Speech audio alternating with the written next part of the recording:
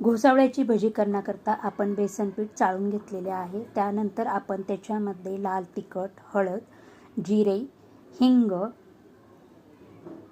ओवा आपण हातावर क्रश करून टाकणार आहोत। त्यानंतर बारीक चिरलेली कोथिंबीर, चवीनुसार मीठ, थोडे थोडे पाणी टाकून आपण बटाट्याच्या भजीला जसं बॅटर तयार करतो त्या पद्धतीने आपण हे बॅटर तयार करणार आहोत। त्यानंतर आपण घोसावळं घेऊन स्वच्छ धुवून त्याचा पुढचा भाग सुरीने कापून चिप्सच्या खिसणीने आपण त्याचे पातळ पातळ चिप्स पाडणार आहोत। आता हे चिप्स आपण बेसन पिठामध्ये बुडवून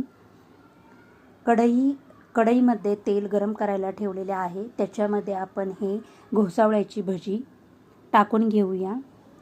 तुम्ही पाहू शकता बिना सोडा वापरता ही घोसावळ्याची भजी किती छान अशी टम्म फुगलेली आहे।